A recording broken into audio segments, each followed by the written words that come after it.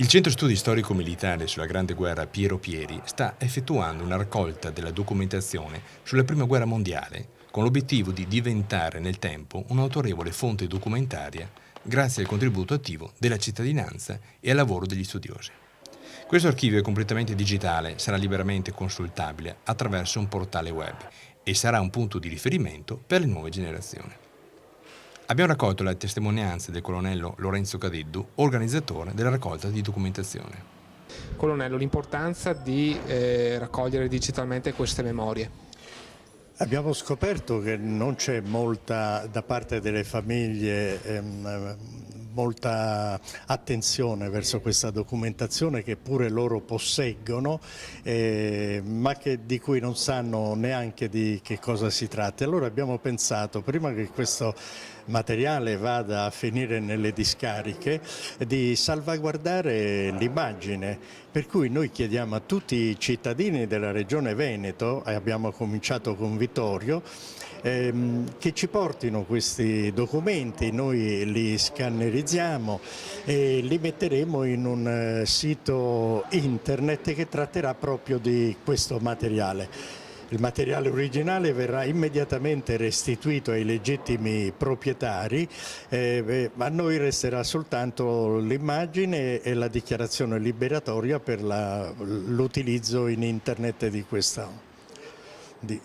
immagine, appunto. Di cosa si compone questo tipo di database? Che tipo di documenti stiamo cercando? Dunque, principalmente in questo momento stiamo ricercando cartoline, fotografie, lettere, manifesti, ma contemporaneamente alla raccolta di questo materiale stiamo ricercando tutti i dati relativi a tutti i soldati veneti caduti durante la Prima Guerra Mondiale.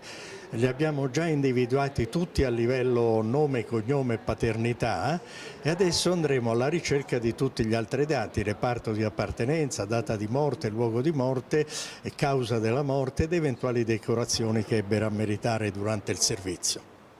L'importanza di questa iniziativa a livello proprio di ricordi, di memorie, lo spirito con cui si organizza questo sito? Ma noi lo organizziamo con l'intenzione di far riscoprire ai nostri figli che poco ne sanno cosa è successo prima dei giorni di oggi. Tante volte i miei figli, quando gli dico che ai miei tempi non esisteva la televisione, mi guardano con due occhi, come dire, come avete vissuto fino allora. Ecco, lo facciamo con lo spirito di dare ai giovani la possibilità di sapere com'era la guerra del 15-18.